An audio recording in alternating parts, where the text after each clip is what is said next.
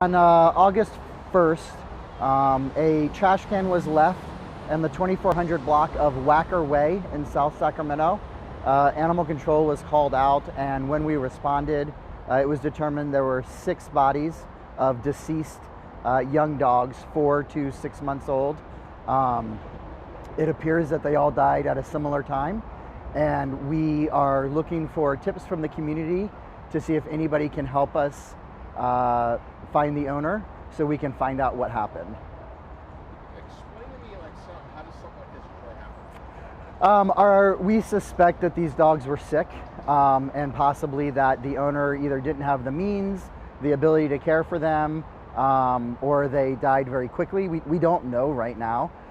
There's lots of different ways it could have happened, and that's kind of why we're looking for tips from the public to help point us in the right direction, because we've exhausted all of our avenues and we haven't been able to locate an owner. How? What kind of puppies were they? They appear to be pit bull mixed puppies. Gotcha. How old?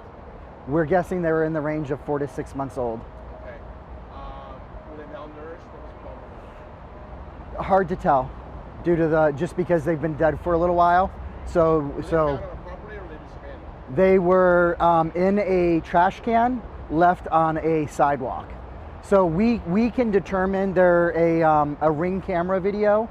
They didn't catch somebody dropping off the can, but when the homeowner left, we could tell at 5 p.m. there was no can there. When the homeowner returned and activated their camera at 8 p.m., the can was across the street. So we know that can showed up between 5 p.m. and 8 p.m. on August 1st in the evening. But the video didn't activate who was bringing it. Gotcha. Is this common nowadays? We're seeing animals left for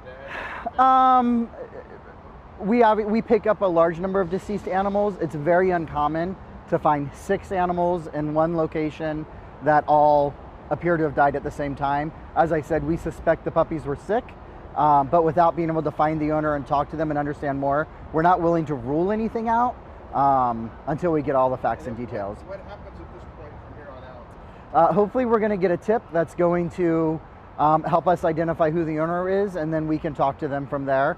At least kind of get an idea of exactly what happened. If, depending on what happened, we're not ready to say right now that this is a criminal case because we don't have enough information to truly prove that, which is why we're just trying to talk to an owner or find a friend that might know what had happened and get more information. I honestly, we're too early on to even know that. You know, California animal cruelty laws are specific. We have to be able to meet certain criteria. So without talking to that person and getting all of the details, I would be remiss to say, yes, it's going to be a crime, or no, it's not, because I really don't know yet until I know exactly what happened. So Jason, at this time, is this an ongoing investigation? Yeah, it's an ongoing investigation, and it's, you know, an ongoing inquiry for information, even more so than an investigation, until we know for sure what happened. Will this eventually get put on the back burner if you guys don't find out who this person was? I mean, yeah, if we can't get more information, we don't have much to go on right now. So we're trying to spark some interest. Like I said, we've done all the steps we can do, and we haven't been able to garner the information that we need to make a final determination. If anybody does have any information, they can call 916-808-5855. That's my desk line. They can leave a tip anonymously, or they could also call Crime Stoppers if they preferred. I think the biggest thing just is we're not at the point right now where we're trying to villainize anybody. We don't want anybody to feel like they're going to be in trouble. We're trying to find out what happened to these dogs, and then we'll go from there. But until we get that information, we really can't say one way or another what exactly happened.